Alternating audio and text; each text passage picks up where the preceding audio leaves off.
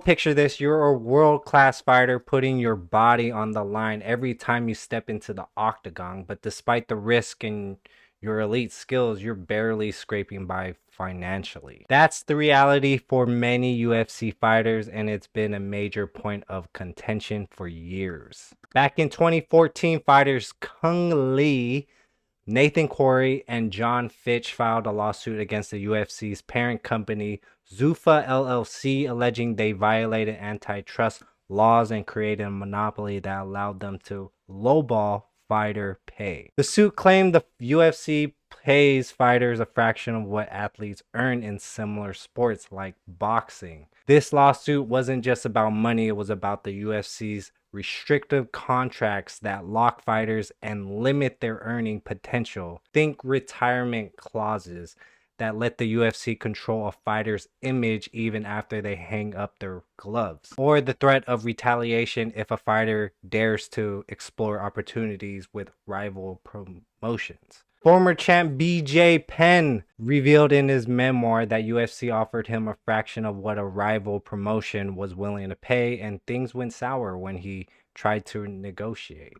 More recently, Francis Ngannou, one of the UFC's biggest stars, walked away after falling to secure better pay and health insurance. In his boxing debut, he made an estimated 10 million, 16 times his last UFC payday. So what's next for the UFC and its fighters? The company just settled a lawsuit for 375 million, but other legal battles are ongoing. And while the UFC is still the biggest name in MMA, other promotions are gaining ground.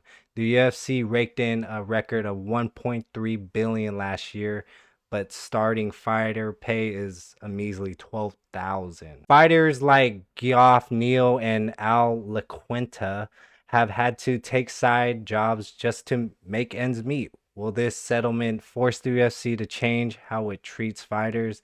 The lead attorney for the fighters say they'll keep pushing for fair pay. But as long as the UFC dominates the sport, can fighters really expect things to get better? Pay them people.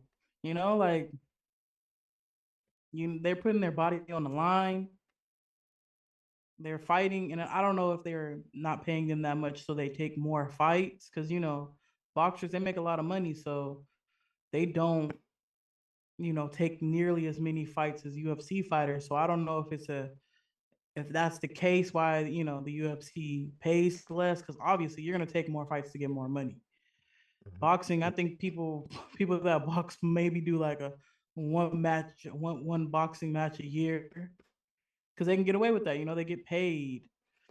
And they do get You like know, like CTE, same thing, like brain injuries, scarring, cysts in the brain, it's like same thing, getting injuries in that sense. So yeah, get paid, and the insurance is crazy as hell right now. So hmm and it's like I feel like for the UFC, these guys aren't fully giving themselves time to heal and recover from a fight. They're already trying to jump back in the in the octagon because they want more money. So it's I don't know. You guys are making money. Pay the people. Pay the people. it would provide some measure of justice for those people that, you know, is not super financially steady now outside of the UFC. And yeah, it's a crazy uh I don't know what Dana White's thinking, but like this lawsuit's